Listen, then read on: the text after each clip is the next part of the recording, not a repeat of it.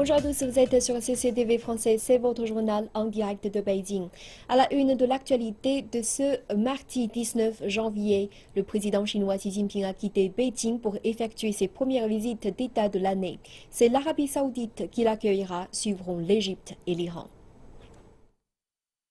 Avant sa visite d'État en Arabie Saoudite prévue pour ce mardi, le président chinois a rédigé un article dans les médias saoudiens. Il encourage les deux nations à accroître le volume de leurs échanges commerciaux bilatéraux. Il appelle aussi à l'établissement d'une communauté sino-saoudienne de l'énergie et à l'intensification de la coopération pragmatique dans des domaines comme les infrastructures, les investissements et les hautes technologies. Le dirigeant chinois explique que la Chine salue à la fois l'adhésion de l'Arabie Saoudite à la Banque asiatique d'investissement dans les infrastructures en tant que membre fondateur, mais aussi aux pourparlers en vue de l'établissement d'une zone de libre-échange Chine-Golfe. Xi Jinping met en avant le souhait de Beijing de travailler avec Riyad à la promotion de la stabilité régionale et à l'interconnectivité à travers l'initiative Une ceinture et une route. Le président chinois souhaite également que les échanges de personnel se développent à tous les niveaux. Enfin, il encourage les Saoudiens à visiter la Chine. Dans son article, le président Xi Jinping mentionne que l'Arabie Saoudite est le premier pays arabe dans lequel il se rend depuis son accession au pouvoir. Cela est très important pour l'Arabie Saoudite. Et indique que la Chine porte un grand intérêt à ses liens avec l'Arabie Saoudite. Quant à l'Arabie Saoudite, elle appréciera d'avoir de saines relations avec la Chine. Au cours des 12 dernières années, le commerce extérieur sino-saoudien a dépassé 450 milliards de dollars, ce qui est un résultat exceptionnel. De part et d'autre, on souhaite accentuer la coopération et encourager la prospérité commune durant les années qui viennent. La Chine a une grande confiance dans les domaines politiques, économiques et militaires. Les efforts entrepris par la Chine au Moyen-Orient prouvent son rôle important dans le soutien humanitaire, mais aussi son implication dans la volonté d'apaiser les tensions et les crises régionales. L'Iran fut un centre majeur du transport et du commerce de l'ancienne route de la soie. Les siècles ont certes passé, mais le pays a conservé cette position dans les routes commerciales reliant l'Europe à l'Asie. Notre correspondant a visité le deuxième plus grand fabricant d'automobiles de l'Iran. La collaboration avec la Chine dans ce domaine peut être soulignée. L'industrie automobile est en Iran considérée comme celle ayant le potentiel le plus vaste. Sa production représente 10% du PIB, à en croire les données communiquées par l'Organisation internationale de fabricants de véhicules motorisés. L'Iran a produit en 2014 1 100 000 voitures, soit une augmentation de 46% en glissement annuel. En raison des sanctions économiques et de droits de douane élevés, le développement de ce secteur a été difficile. Devant l'explosion du marché, de nombreuses entreprises étrangères se préparent depuis longtemps. Les fabricants chinois d'automobiles sont arrivés en Iran en 2002. Depuis, ils ont réussi à s'imposer. Ces dernières années, des projets de coopération ont été signés entre le constructeur chinois Briance et le groupe iranien Saipa. Au Moyen-Orient, l'Iran est une plateforme importante pour le groupe Briance.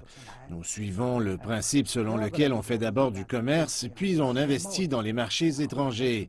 Depuis de nombreuses années, nous développons nos activités commerciales avec le groupe Saipa. La transition d'investissement a débuté en 2013. Il a fallu moins de 2 ans pour construire les lignes de production.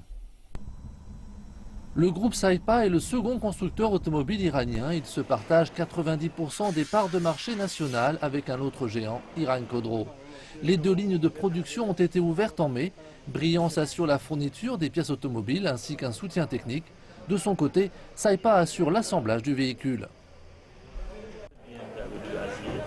Briance s'inspire des éléments de design de BMW. Ils permettent de meilleurs résultats et ont un coût plus rationnel.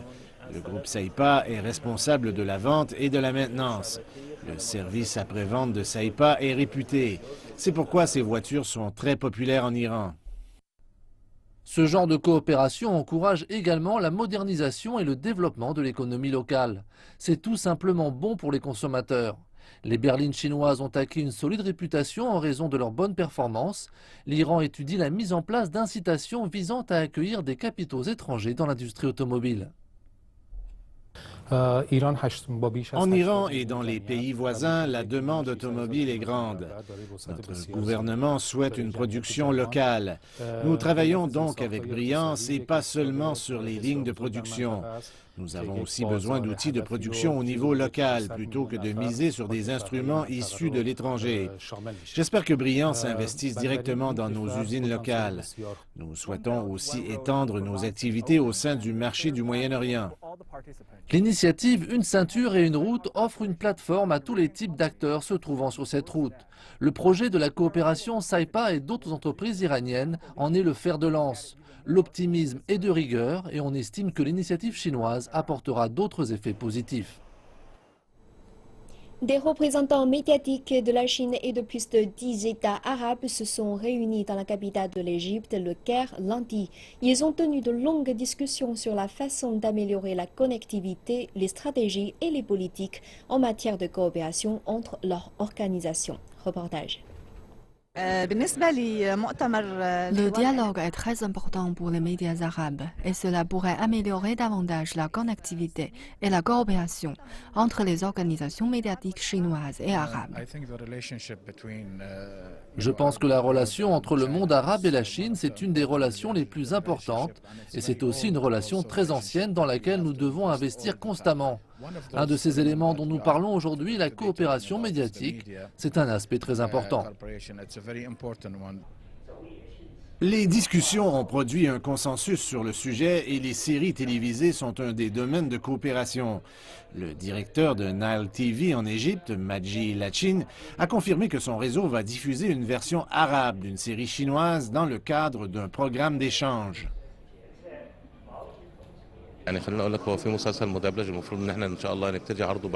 Nile TV va diffuser la version arabe d'une série chinoise mercredi. Il s'agit de notre première coopération avec la télévision chinoise. En plus de cela, nous allons rediffuser les téléséries chinoises comme La vie heureuse de Jing Tailang et Doudou et ses belles-mères. Cette année, c'est l'année culturelle Chine-Égypte et nous avons plusieurs autres projets de coopération qui s'en viennent. Vous allez voir encore plus de séries chinoises sur les ondes de Nile TV. En Égypte, la visite du président chinois Xi Jinping est perçue comme une chance de revitaliser l'économie du pays. Cela fera bientôt 5 ans que les événements de la place Tahrir ont pris place. Depuis, le pays a traversé de nombreuses phases d'instabilité. L'économie s'en est trouvée profondément affectée et nombreux sont ceux qui espèrent que la Chine pourra contribuer à sa reprise. Le Caire est l'une des capitales les plus peuplées et les plus dynamiques d'Afrique. Mais les conditions de vie sont devenues récemment de plus en plus difficiles. Cette détérioration a suivi celle de l'économie égyptienne qui tourne au ralenti depuis les 5 dernières années. Il y a aujourd'hui très peu de touristes au Caire et donc très peu de dollars dans les bazars de la ville. Dans la capitale, la sécurité est devenue une préoccupation de chaque instant. Dans certains quartiers, il est désormais interdit de filmer. Cela semble invraisemblable pour cette ville qui a tant d'histoire, de culture et de chefs-d'œuvre millénaires à partager. Le président Xi Jinping sera bientôt en visite dans un pays qui a été le témoin de changements dramatiques au cours des 5 dernières années. La population est enthousiaste à l'approche de sa venue et espère que la Chine pourra ramener l'Égypte sur la voie de la stabilité, de la prospérité et du développement. L'économie est en déclin et nous essayons d'y remédier, donc investir avec la Chine pourrait être une bonne idée. Je suis enthousiaste à l'idée de touristes chinois car lorsqu'ils voyagent, ils achètent beaucoup de marchandises. Les Égyptiens sont également des acheteurs potentiels et une coopération entre la Chine et l'Égypte dans les secteurs manufacturiers et industriels nous aiderait à améliorer la situation. La Chine est une grande puissance économique, ce qui est une bonne chose. En Égypte, nous essayons de grandir également, donc cette visite est une bonne chose.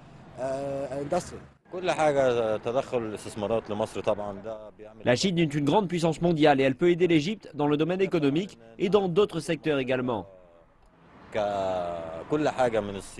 Peu de signes de l'enthousiasme suscité par l'arrivée du président Xi en Égypte sont visibles dans les rues du Caire, mais sa venue a attiré l'attention d'une grande partie de la population qui espère que la Chine et l'Égypte pourront restaurer la stabilité dans le pays.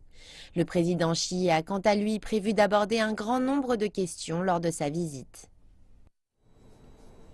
Alors que l'Union européenne et les États-Unis ont annoncé leur plan de lever les sanctions contre l'Iran, ce dernier prévoit de revenir une nouvelle fois devant la communauté internationale. Les spécialistes du Moyen-Orient estiment que le retour de l'Iran aura également un impact sur la région. Dans une Syrie déchirée par la guerre, un article paru dans le quotidien Al-Watan annonce que le retour de l'Iran dans la communauté internationale indique une nouvelle ère pour le Moyen-Orient et qui amènera la prospérité à l'Iran.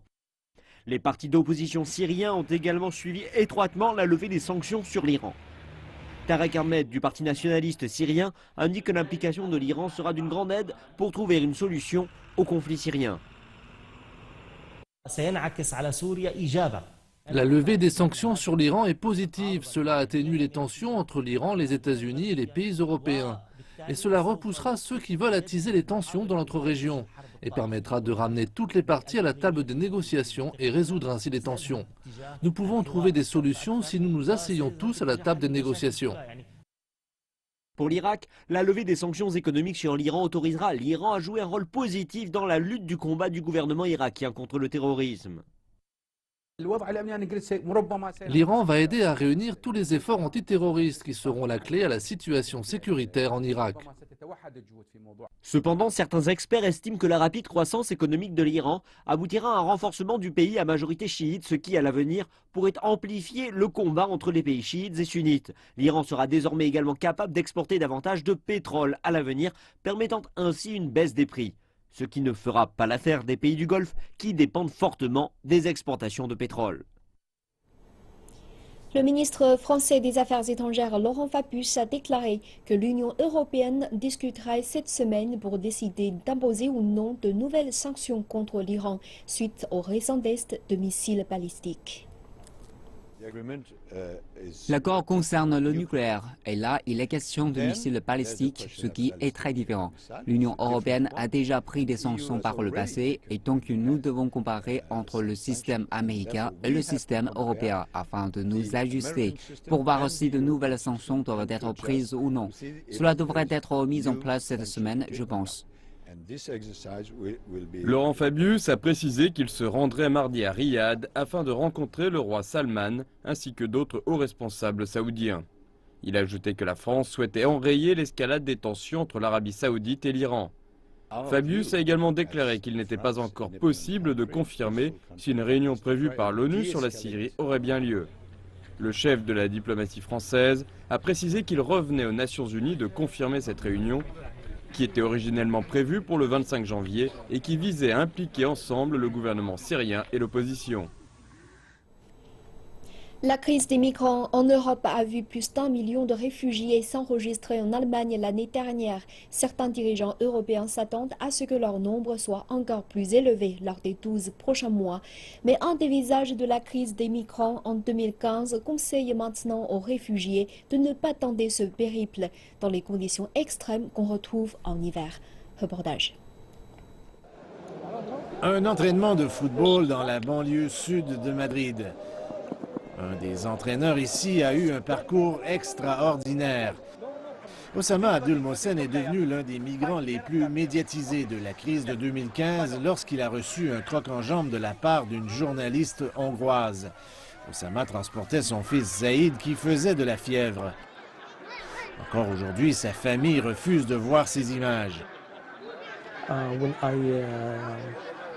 Quand je suis tombé, je me suis demandé ce qui s'était passé. J'ai regardé mon fils en me demandant ce qui avait bien pu arriver. J'étais en colère parce que c'était un mauvais accident. Mais je n'ai toujours pas vu les images. Quand vous voyez Zaïd, il me demande de faire quelque chose. C'est vraiment une mauvaise situation. Mais la situation d'Oussama allait bientôt changer. La vidéo a été vue par Miguel Ángel Galán, le grand patron du Senafé, un centre de formation pour les entraîneurs de football. La famille vit dans un petit appartement du sud de Madrid. 2 ballons de football signés par les joueurs du Real de Madrid sont bien en vue.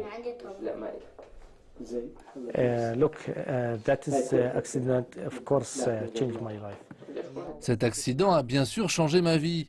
Nous vivons une bonne vie parce que mon enfant Zaïd va à l'école et Mohamed aussi. Je vais entraîner mon équipe et c'est très bien comme ça. C'est ce que je vais faire dans l'avenir, c'est bien.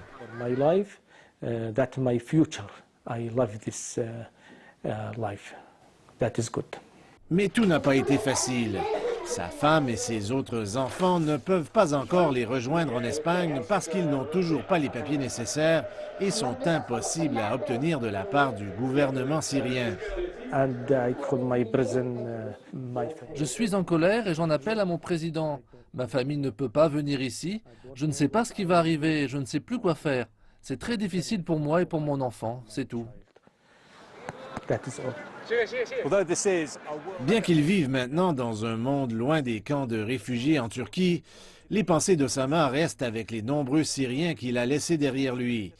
Mais son message pour eux, pour l'instant, c'est de rester sur place et de ne pas affronter les conditions périlleuses de voyage en plein hiver. Osama croit aussi que la perception des choses a changé en Europe depuis qu'il a quitté la Syrie, ce qui rend le trajet encore plus périlleux.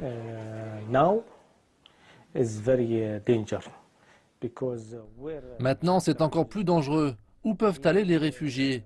Nous avons besoin de l'Allemagne et du sud de l'Europe. Quand ils ont fermé les frontières, cela a rendu les choses encore plus difficiles pour les réfugiés. De plus en plus de réfugiés meurent de froid, de faim. Ils n'ont rien, ils n'ont pas d'endroit pour dormir. C'est très très difficile. No food, no anything. Where is sleep?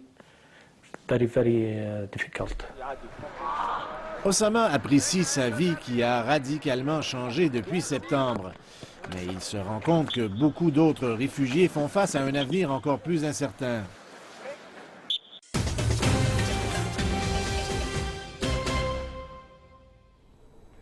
Et on passe à la seconde partie de cette édition, c'est le volet Aujourd'hui la Chine, présenté par Raissa Jihonda. Bonjour Raissa. Bonjour Djordjien. Quel est le premier sujet à développer dans cette partie? Le commerce extérieur de la Chine. L'impact de l'affaiblissement du yuan sur le commerce extérieur chinois diminue. C'est ce que déclare le ministre chinois du Commerce Gao Wuchang dans une interview accordée à CCTV. Il dit aussi qu'il ne s'inquiète pas du retrait de certains capitaux étrangers en Chine, car cela ne fait qu'illustrer l'amélioration de la structure économique du pays. La récente baisse du yuan a eu un impact limité sur les importateurs du pays, en raison de la mise en place d'outils contre les fluctuations du taux de change grâce aux efforts du secteur financier. La réforme du taux de change du yuan a atteint un stade qui fait que le prix est largement déterminé par le marché. Avant, quand le taux fluctuait, les traders se plaignaient. Mais depuis que le marché prend ses propres décisions, les plaintes ont cessé car les gens savent qu'ils doivent se préparer à ces fluctuations plutôt que de toujours compter sur l'indexation au dollar. Monsieur Gao dit aussi que les investissements étrangers ont augmenté de 6% en 2015, malgré le fait que les industries les plus gourmandes en emploi quittent la Chine. Les industries des services et de la manufacture high-tech ont enregistré de bonnes performances, augmentant de 17 et de 9% respectivement. Quand nous avions juste ouvert notre marché, nous avions un avantage en termes de coût du travail et ces entreprises se déplaçaient en Chine d'ailleurs. Maintenant, avec la demande interne, la hausse du coût du travail et de la compétition, il est plus difficile de réaliser des profits. En conséquence, les entreprises étrangères changent leur stratégie. Toutefois, la plupart des entreprises étrangères ont toujours des perspectives positives en Chine. Et pour ce qui est de la demande chinoise en matières premières, monsieur Gao dit qu'elle est toujours à la hausse, malgré les pauvres performances du volume commercial total. La baisse des prix du pétrole et des matières premières fait gagner au pays 188 milliards de dollars et aide à faire baisser le coût de la vie en Chine. Selon les dernières données du Bureau national chinois des statistiques, le prix de l'immobilier dans les grandes villes ont augmenté en décembre. 39 des 70 plus grandes villes ont vu les prix des nouveaux logements s'élever par rapport au niveau de novembre. Les prix dans les villes de 2e et 3e niveau restent cependant stables, avec 27 villes connaissant une baisse des prix. Sur une base annuelle, les prix des logements ont connu une hausse moyenne de 7,7% en décembre par rapport aux 6,5% en novembre. Selon les analystes, des mesures favorables telles que la hausse des taux d'intérêt et la réduction des versements d'acompte ont stimulé la hausse du marché. Le gouvernement chinois a encouragé l'accélération de la rotation des logements et les analystes prévoient que de nouvelles mesures seront prochainement lancées. Alors les prix des logements des villes de premier rang sont repartis à la hausse. Découvrons si cette tendance va se poursuivre cette année ou si elle n'est que passagère. La forte demande est le moteur de la reprise du marché immobilier dans les villes de premier rang. Malgré la récente hausse des prix, les habitants de Beijing estiment que les prix des logements vont continuer à augmenter. Je ne suis pas sûre pour la Chine dans son ensemble, mais je pense que les prix vont continuer à monter à Beijing car les gens de tous les pays viennent s'installer à Beijing. Maintenant que la Chine assouplit sa politique de résidence, le hukou, je pense que Beijing va attirer un plus grand nombre de gens. Je pense donc que les prix de l'immobilier vont continuer à augmenter à Beijing, en particulier dans le centre.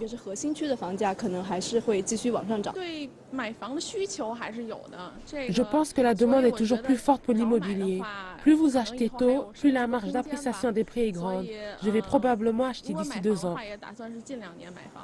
Mais pour les analystes, le secteur immobilier va subir de nombreux vents contraires en 2016, en particulier dans les villes de rang inférieur où l'offre est excédentaire. Le volume des transactions devrait légèrement diminuer en raison du décalage entre l'offre et la demande, ainsi que des chiffres élevés enregistrés en 2015.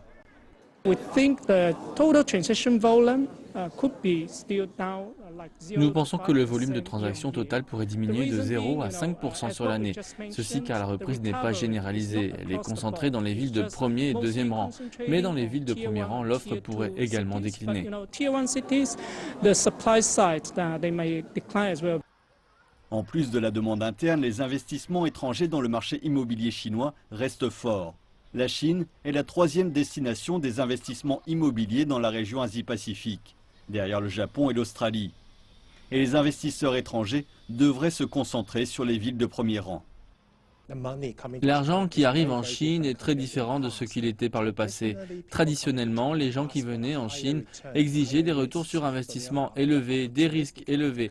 Donc il y avait beaucoup d'opportunités pour les capitaux venant en Chine par le passé. Mais nous nous attendons à voir beaucoup d'investisseurs et notamment des investisseurs institutionnels venir en Chine mais se concentrer sur les villes de premier rang. Et d'ajouter que les restrictions du gouvernement ont pesé sur la demande dans les villes de premier rang. L'assouplissement des politiques immobilières pourrait donc soutenir cette demande, car en raison de la volatilité des marchés boursiers et du peu d'options d'investissement disponibles, l'immobilier reste un placement de choix. Le festival mongol traditionnel Nadam a commencé. Courses de chevaux, de chameaux et même concours de beauté de chameaux sont les principales attractions. Voyons cela tout de suite. Locaux et touristes bravent des températures de moins de 20 degrés Celsius pour profiter de la Winter Nadam Fair. Les courses de chevaux et de chameaux sont le clou du spectacle, avec des participants se disputant le 4000, 8000 et 10 000 mètres, et même le relais 4 x 2000 mètres. 140 chevaux y participent. Les visiteurs et les bergers aiment ces jeux malgré le froid. Mais les chameaux ne font pas que des courses, ils ont leur propre concours de beauté également. Et n'oublions pas les locaux. Ils participent, eux, à des compétitions de football, de tir à l'arc et de catch. Il y a un marathon aussi, ainsi qu'une compétition de ski. Le festival Nadam est célébré tous les ans en hiver et il dure 1 mois. Il est fêté pour célébrer les récoltes et prier pour la bonne fortune. Et ainsi s'achève notre volet. Retour au plateau avec Jiao Jujin pour la fin de cette édition. Merci Raïssa, et c'est la fin de cette édition. Merci de votre fidélité. À très bientôt sur CCTV Français.